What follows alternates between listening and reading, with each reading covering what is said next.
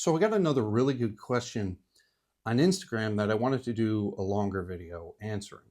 Probably a common question that a lot of people might be curious about. And the answer is actually pretty simple once it's explained to you. So remember, my Instagram is @_J_Vincent.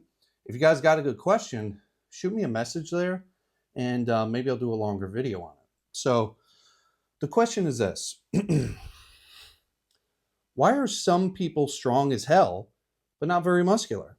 For example, today I saw a video of a rock climber pulling the same weight in the lat pull down as Larry Wheels. I mean, if strength improvement comes from building more myosin in the muscle fiber, how does it come that some people don't grow as much even though they are super strong? Well, the amount of force a muscle can produce is one component of displaying muscular strength. There are other components as well. Neurological efficiency is a huge one.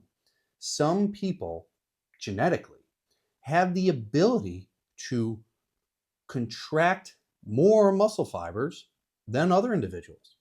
So say you have two individuals and they both have 1,000 muscle fibers. Individual A might be able to contract about 30% of those, where individual B might be able to contract 50 to 60, maybe 70% of those. So individual B can use more of the muscle fibers that they have available than individual A. And this would result in a demonstration of more muscle strength.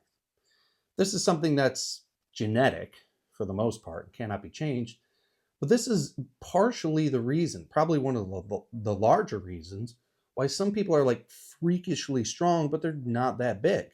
You know, I see this video pop up on YouTube all the time of I think it's a 155-pound kid, guy, whatever, bench pressing over 400 pounds. And it blows people's minds. It's like, wow, how is a guy so small bench press so much weight? Well, part of the reason probably is really absurd neurological efficiency. You would see crazy amounts of neurological efficiency in professional athletes as well. This is a lot of the reason why some people are very fast and can jump very high too, or just more explosive. Part of the reason. Now, there are other reasons, of course. Their anatomy, if individuals, like for instance, if you're looking at your biceps, where your tendons attach relative to the joint plays a huge role in the amount of mechanical leverage you have as well. So for instance, say an individual could barbell curl like 225 pounds and they're just not very big. Well, chances are they have a combination of good neuromuscular efficiency or neurological efficiency, but also where their tendons attach. Now, if my biceps tendon attaches closer to my elbow, I'm not going to have as much mechanical leverage or mechanical advantage compared to if my biceps attach further away from my elbow. So where your tendon attaches varies between muscle groups, but this can also play a large role in how much weight you can move. All right. So some individuals maybe have a combination of really good neurological efficiency and really good attachments, making them freakishly strong.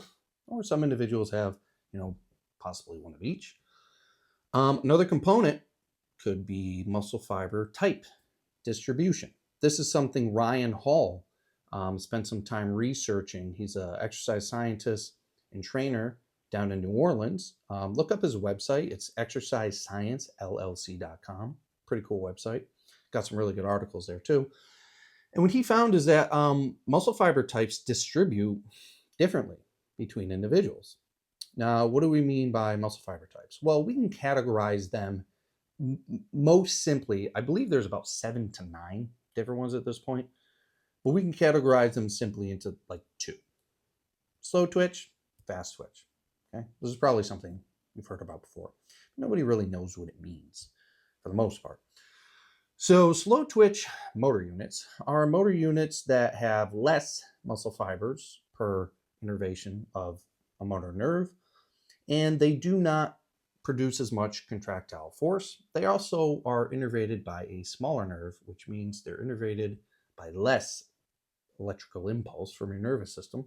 So these slow twitch motor units do not contract as hard or produce as much contractile force, which means they are generally recruited by your nervous system for low force activities, activities that don't require a lot of effort, like walking, that kind of thing. Just basic, low intensity, everyday stuff.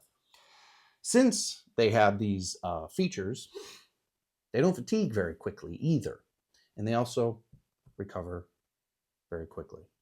So those are slow twitch muscle fibers. But remember, one main component of them is they don't produce a heck of a lot of contractile force.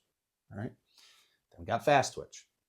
Now the twitch of the motor unit really has nothing to do with it. It really comes down to the fatigability and the force production out of these motor units. Fast twitch motor units can produce a lot more force. They're innervated by bigger motor nerves, and they generally have more muscle fibers per motor unit, which means they can produce more force. It's like comparing a string to a rope. Your slow twitch fibers are going to be like a string. Your fast twitch fibers are going to be like a rope. Your slow twitch fibers are going to be innervated by something like an iPhone cable, if you're referring to the motor nerve, while your fast twitch motor units will be innervated by, a big electrical cord like what your clothes dryer or your microwave uses.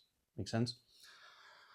So the distribution of these types of motor units varies between individuals. Some individuals are born with a lot of slow twitch. Some individuals are born with a lot of fast twitch. Now, the individuals who are born with, predominantly slow twitch, an exceptionally larger amount, they generally gravitate towards like endurance type activities. Things like swimming, rowing, endurance, distance running, cycling, things like that, because they just have the anatomy and physiology that makes it easy for them. Then on the other end of the spectrum, you've got your fast twitch motor unit people. People who are born with more than average fast twitch motor units are generally more explosive, can jump higher, faster sprinters, weight lifters, Olympic lifters, things like that.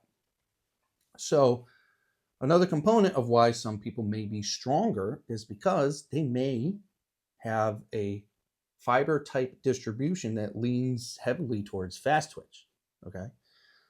Which means they're going to be able to produce more contractile force. Now, the thing we know about fast twitch motor units is they do grow more. They are more susceptible to hypertrophy than slow twitch motor units. But again, that's only one component of muscle growth. So say an individual has a lot of fast twitch motor units, but they don't have very good muscle belly length. They don't have very good muscle fiber density. These other things that impact muscle hypertrophy. Well, they can still be very, very strong and not grow a heck of a lot. So those are just like three things that may influence this. So, believe it or not, your body actually wants to be as strong as possible with as little muscle fiber as possible. So evolutionarily, it would be advantageous to get really, really strong without putting on a heck of a lot of muscle, because that muscle requires calories, protein, burns a lot of energy, slows us down. Evolutionarily, it's not good to have a lot of muscle. So that would be ideal. But, based on Western culture, everybody wants big muscles, but having to build a heck of a lot of muscle in order to satisfy that required strength improvement is actually an evolutionary disadvantage. It's just kind of, attractive by Western culture's standards at this point. So those are a couple of reasons why you might see this. When it comes to, athletic performance in most sports, you probably want to be a little on the smaller side with the ability to produce more force versus the amount of body weight you have to carry in order to produce that force. So that's it. Great question. If you guys have questions you want me to answer in more detail like this, follow me on Instagram @_J_Vincent. Shoot me a question and I can do a more detailed, longer response to it like this. See you guys next time.